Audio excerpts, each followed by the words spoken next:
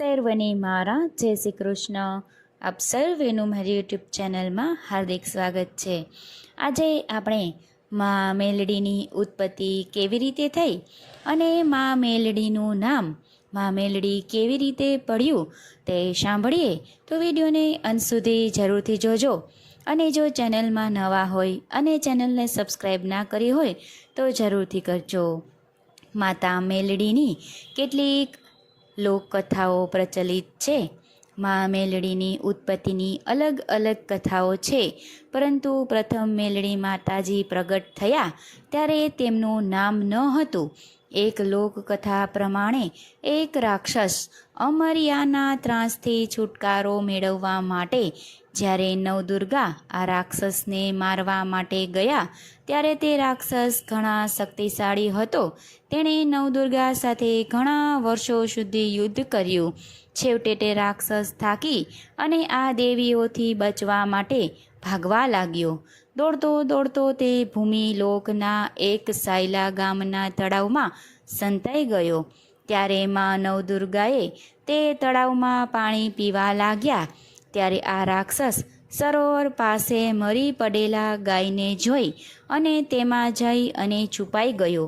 ત્યારે નવદુર્ગાએ ભેગા મળી આ અમર્યાદ દૈત્યના મારવા માટે એક યુક્તિ વિચારી એક શક્તિ રૂપે દેવીને પ્રગટ કરવાનું વિચાર્યું.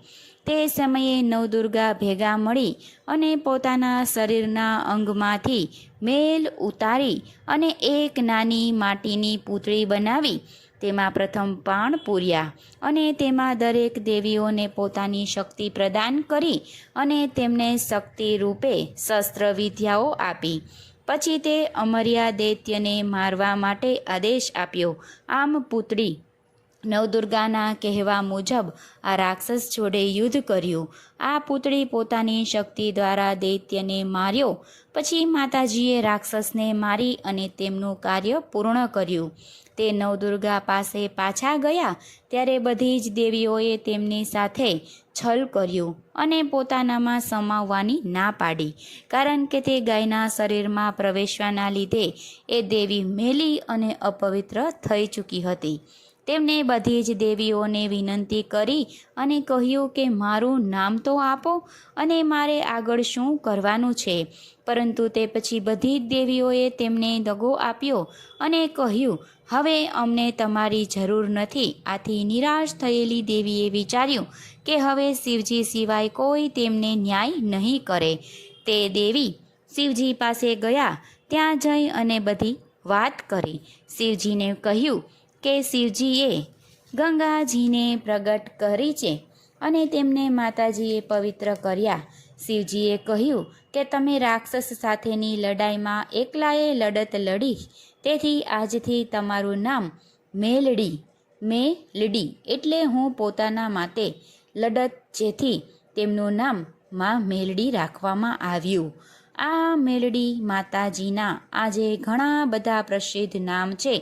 ત્યારબાદ શિવજીએ વરદાન આપ્યું કે તમે જ્યાં રહેશો ત્યાં કોઈ પણ દેવી નજીક નહીં ઊભી રહી શકે.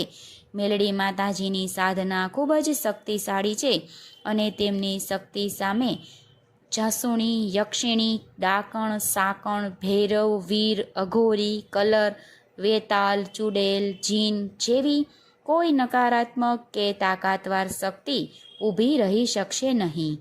64 પીર, 52 જોગીણી પીર, સાત્વિક, રાજસિક, તામસિક, સમ્માનસિક શક્તિઓ તેમની પાસે રહેલી છે. માતાજીના પ્રભાવ આગળ કોઈ ટકી શકતું નથી. આમ કહેવાય છે કે જ્યારે મેલડી માતાજી ઉજ્જૈનથી કામસદેન જઈ રહ્યા હતા ત્યારે 5 પ્રકારના મહાકલાપી સ્મશાન વચ્ચે આવ્યા હતા. જ્યાં તેમને રોક્યા ત્યાંથી 1200 શક્તિશાળી બલા, સાંતળો અને તમામ ભૂતાવળ તેમને રોકવા આવ્યા હતા. પરંતુ શિવજીના વરદાન સ્વરૂપે ત્યાં કોઈ પણ શક્તિઓ માતાજીને રોકી શકી નહીં. એવું કહેવામાં આવે છે કે તે સમયે મેલડી માતાજીએ તેમના હાથમાં રહેલી બોટલમાં એ તમામ જિન્નાત અને નકારાત્મક શક્તિઓને કેદ કરી લીધી. મેલડી માતાજી ફક્ત શિવજીને સાંભળે છે કળિયુગમાં તેમના જેવી બીજી કોઈ શક્તિ નથી. મેલડી માતાજી ખૂબ જ દયાળુ છે. જો તેમને કોઈ સાચા હૃદયથી પ્રાર્થના કરે તો રંકના રાજા કરે છે અને એક ક્ષણમાં રાજાને રંક બનાવે છે. મેલડી માતાજીની સાધનામાં ચોક્કસ અનુશાસનમાં રહેવું પડે છે. તેમની સાધના ખૂબ જ મુશ્કેલ નિયમો છે. જો તમે તેમના કોઈ કાર્ય કરવા માટે સિદ્ધ કરો છો તો તેમને તે નિવેદ આપવાનું ભૂલી જાઓ છો તો માતાજી કોઈને છોડતા નથી. જે મેલડી માતાજીના ભક્ત છે તેમના પર કોઈ જાદુ, પ્રેત, મંત્ર, જાદુગરી ટોટકા કે મેલી વિદ્યા અસર કરતા નથી. જે માતાજીની સાધના અને ભક્તિ વધુ સારા ફળ આપે છે. મેલડી માતાજી તમારા દરેક શબ્દો પર કામ કરે છે. જે માતાજીનું કોઈ ખરાબ ઉદ્દેશથી મેલડીનું આહ્વાન કરવામાં આવે તો તેઓ ક્રોધિત પણ થઈ જાય છે. મેલડી માતાજી પોતાના ભક્તોની આકરી કસોટી પણ કરે છે. ગુજરાતની વાત કરીએ તો ગુજરાતમાં ચારે બાજુએ મેલડી માતાજીના મંદિર આવેલા છે અને મેલડી માની પૂજા થાય છે. આમ મેલડી માતાજીનું નામ મા મેલડી રાખવામાં આવ્યું. શિવજી દ્વારા મા મેલડીને મા મેલડીનું સ્થાન આપવામાં આવ્યું. તો બોલો મેલડી માતની જય.